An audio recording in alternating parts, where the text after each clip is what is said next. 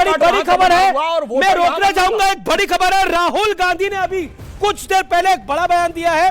प्रधानमंत्री मोदी पर बड़ा वार किया है।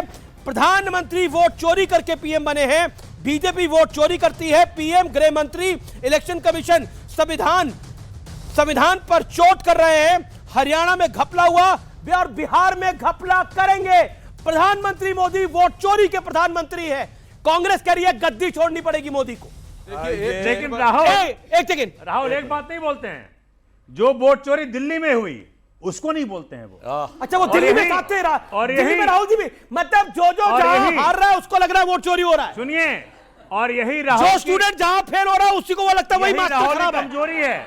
अब मैं कमजोरी है। देखिए, एक सेकंड, राहुल ने जो बोला इसमें कुछ भी नया नहीं है, वही घिसा पिटा पुराना। मगर मैं एक बात कहना चाहता हूं, जो राहुल गांधी ने बोला है और जो ये लोग कह रहे हैं एसआईआर पे, एक बात तो साबित हो गई। ये 1.5-2 साल पहले कहते थे ईवीएम हैक्ड है, बटन कोई भी दबाओ वोट बीजेपी को जाता था। अब कहना छोड़ दिया। अगर तथाकथित रूप से हैक थी ईवीएम तो किसी को वोटर लिस्ट में क्यों चेंज करना था? इसका मतलब वो आरोप झूठा था, मान लिया ना, क्यों उठाना बंद कर दिया ईवीएम का मुद्दा? यानी अगर तब आप एसआईआर उठा रहे हैं, इसका मतलब आपने ईवीएम हैकिंग के अपने आरोप को झूठा मान लिया। हकीकत ये है कि ये तब भी झूठ बोल रहे थे और आज भी झूठ बोल रहे हैं। आपको लगता है कि वोट चोरी हो रही है? आपको लग रहा है? मैं जनता की राय ले, तो आपको लगता है वोट चोरी हो रही है? नहीं सर, अगर वोट चोरी हो रही होती तो सबसे पहले तो भाजपा की सरकार ही नहीं बनती। आप लोगों की अगर कर्नाटक में सरकार बन रही है, हिमाचल में सरकार बन रही है, जम्मू कश्मीर में आप लोग गठबंधन करके सरकार में, और ओमर अब्दुल्ला ने भी कह दिया है कि हम तो कांग्रेस को कुछ मानते नहीं है। सर ये कैसी वोट चोरी है? जहां आपकी सरकार बन रही है वहां तो ठीक है, सब ठीक है। और सर इलेक्शन कमीशन ने कहा था कि जिसको भी ईवीएम में दिक्कत है वो आओ। सौरभ भारद्वाज आए थे दिल्ली विधानसभा में पेचकस लेके, जब वो दिखा रहे थे देखो ऐसे वोट चोरी होते, कहां गए अब सौरभ भारद्वाज जी? क्यों नहीं दिखाया सर फिर ईवीएम? अच्छा एक बात बताइए, अगर आपको लगता है वोट चोरी करके प्रधानमंत्री मोदी बने हैं? आपको क्या लगता है जब राहुल गांधी बोलते हैं वोट चोरी हो रही है तो आपके मन में ख्याल क्या आता है जब विपक्ष बोलता है? सर एक्चुअली क्या है कि जब हम अभी कुछ हुआ था भारत मंडपम में, उसमें ऐसा कहा था, मतलब 2014 में जब नरेंद्र मोदी आए थे तब उन्होंने कहा था मैं डिजिटल इंडिया बनवाऊंगा, ठीक है। और आज हालत ऐसे है कि सच में डिजिटली इंडिया काम कर रही है। जी। सब कुछ तो कहीं ना कहीं जो चीज़ नरेंद्र मोदी जी ने कही है वो चीज़ उन्होंने करी है, तो वो अपने ऊपर वो जीते हैं। आप कोई कुछ कहना चाहता है वोट चोरी के मुद्दे के ऊपर? आप बोल चुके हैं, आप क्या कहना चाहते हो? सर मैं ये कहना चाहता हूं कि अगर ऐसा नहीं है तो प्रधानमंत्री मोदी जी इस पर अपना बयान क्यों नहीं देते हैं? उनको सरेआम वोट चोर कहा जा रहा है, तो उन पर वोट चोरी को लेकर के अभी तक कोई बयान सामने नहीं आया है। पर गृह मंत्री ने बोला है, अमित प्रधानमंत्री ने बोला है। एक मिनट, मैं इसका तथ्यात्मक जवाब भी देता हूं। पहली बात, कोई गंभीर बात कहता हो तो उसका जवाब दिया जाए। यह बताइए इन्होंने कहां से शुरू किया? हाँ, वो आप क्या कह रहे हैं? पूरा भारत बोल रहा है उन्हें वोट चोर, तो ये बात तो इंपॉर्टेंट है। तो सुनिए ना, ये पहली बार नहीं हुआ है। इन्होंने चौकीदार चोर भी तो बोला था, फिर माफी मांगी थी। इन्होंने कहा राफेल को लेकर सरकार के ऊपर का भ्रम फैलाया, फिर इन्होंने कहा सर्जिकल स्ट्राइक के ऊपर सेना खराब है, फिर इन्होंने बालाकोट में कहा एयरफोर्स खराब है, फिर ऑपरेशन सिंदूर में कहा डिफेंस सर्विसेज खराब है, फिर उन्होंने कहा एलआईसी के बारे में झूठ बोला, स्टेट बैंक ऑफ इंडिया के बारे में झूठ बोला, सेबी के बारे में झूठ बोला, इलेक्शन कमीशन के बारे में झूठ बोला, कोविड वैक्सीन के बारे में झूठ बोला, राम मंदिर के मुहूर्त के बारे में झूठ बोला। तो भाई जो सर्टिफाइड झूठ बोलने वाला है वो भी सुप्रीम कोर्ट से उसकी बात का कहां तक जवाब दे? अब दूसरी बात सुनिए, अब मैं हर बार ही झूठ बोला, एक मिनट सतीश जी ने बड़ी सस्ती बोली।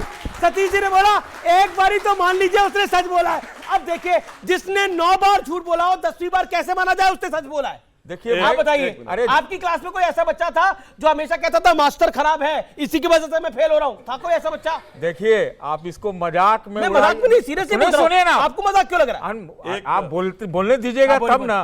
वो भी एक चोरी है, आप आवाज चोरी कर लेते हैं, बोलने दीजिए। अरे कमाल है, डबल माइक लगा है।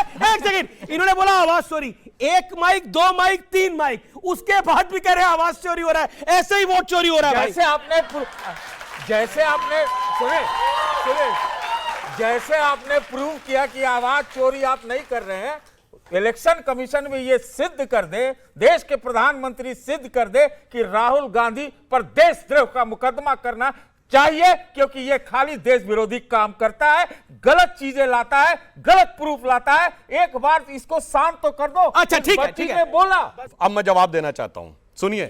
पिछले 35 साल से कांग्रेस के साथ बिहार में क्या हो रहा? 1990 सीटें जीती 71, वोट मिला 24%, जमानत जब्त 103। 1995 सीटें जीती 29, वोट परसेंटेज घट के हो गया 16%, जमानत जब्त 167। सन 2000 सीटें जीती 29, वोट परसेंट आ गया 11 पे, जमानत जब्त 231। अब आइए साहब 2005 कुल लड़ाई 58 सीट पे और उसमें 5% वोट पे आ गया और उसके बाद जमानत जब्त हो गई, उसके बाद भी 14 सीटों पे। अब आइए 2010 वोट परसेंटेज 8 पे आ गया, जीते 4, जमानत जब्त 216। अब सुनिए 2015 27 सीटें जीते 6% वोट पे आ गया और लड़े 41 थे। सन 2020 लड़े कुल 70 सीट, जमानत जब्त 4, वोट परसेंट 9.5।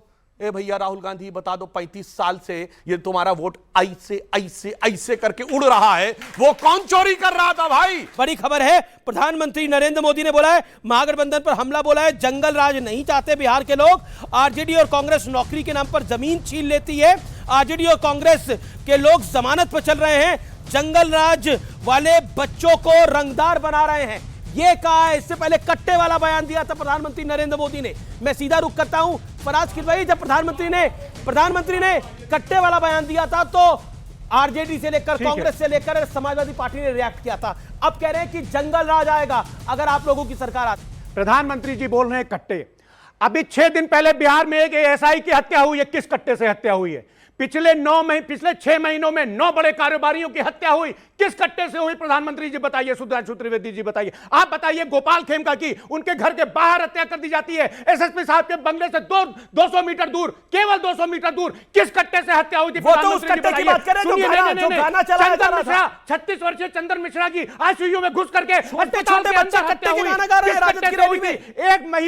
एक महिला पुलिसकर्मी का जो एग्जाम देने आई थी उसका एम्बुलेंस में बलात्कार होता है, एम्बुलेंस में बलात्कार होता है। किस कट्टे की नोक पर बलात्कार हुआ? बताइए। आक्रोश सही है, आपका आक्रोश सही क्या है, बात कर रहे हैं आप? आपका आक्रोश सही है, हर हत्या पे इतना ही आक्रोश होना चाहिए। लेकिन बिहार का इतना जघन्य अपराध मैं अब आपको बताने जा रहा हूं, उस पर आपके क्या विचार हैं? चंपा बिस्वास नाम तो सुना होगा आपने। चंपा बिस्वास के साथ कितनी बारी रेप हुआ था और किस किस ने रेप किया था? चंपा बिस्वास वहां पर एक अफसर की बीवी थी। क्या किया था चंपा बिस्वास के साथ? और किसकी सरकार थी? यही लालू यादव की सरकार थी। चुप थे आप लोग। छोटा होगा एम्बुलेंस के अंदर जो रेप होगा वो छोटा होगा। कोई छोटा बात नहीं कर रहा, लेकिन आपका आक्रोश है। लेकिन छोटे बच्चे कट्टे गाने गा रहे हैं। Torching Dalit home is a recurring crime in Bihar. Torching Dalit home is a recurring crime in Bihar. ये बिहार में हो रहा है। पूरे दलित मोहल्लों में आग लगाई जा रही है। क्या बात कर रहे हैं आप? एक मिनट, अरे पिछले दिनों में तो एक ही नाम और एक ही जगह बिहार में बहुत चर्चित रहा, मोकामा वहां का एक जेडीयू का उम्मीदवार अनंत सिंह। अगर उस तरफ जंगल राज था, जो कि मैं भी मानता हूं कि था, तो ये मोकामा राज क्या नया जंगल राज नहीं है? जवाब सुधांशु। अरे वहां तो बाकायदा आरजेडी के लिए क्रिएट करा जा रहा है सब कह रहे कट्टा सटाई के उठा के ले जेबे। राजद की सरकार कट्टा सटाई के घर से उठा के ले जेबे, ये सब गाने चल रहे हैं। अब आपके बीच में नहीं बोले वो। दलित मोहल्लों में कट्टा सटाई के जौनपुर में कट्टा सटाई के उठा के ले जेबे। किसी सुना है गाना? अब सुनिए और आपके वीडियो बता रहा हूं। राजद की सरकार बात तो भैया रंगदार बात, ये सब भी चल रहे हैं। अब मैं बताना चाहता हूं एक बात, कहीं पर क्राइम होना एक चीज है, क्राइम पे सरकार की प्रतिक्रिया दूसरी चीज है। इन्होंने कहा एक बुलंदशहर रेप कांड हुआ था जब अखिलेश यादव जी थे, आजम खान ने कहा था कि ये रेप हुआ ही नहीं, ये तो पॉलिटिकल है। हाई कोर्ट से फटकार पड़ी, बिना शर्त माफी मांगनी पड़ी। ओके, बहुत बहुत शुक्रिया आपका भी मनोज सिंह, आपका भी सोमनाथ भारती, सुधांशु त्रिवेदी, फराज किदवई, सतीश के सिंह। आज के इस महत्वपूर्ण डिस्कशन में आपका बहुत बहुत अभिनंदन। 14 नवंबर को किसका नवंबर लिखेगा वो तो पता लगेगा, लेकिन आर पार का नंबर बहुत बड़ा है और न्यूज़ 18 देश का सबसे प्रमुख चैनल है।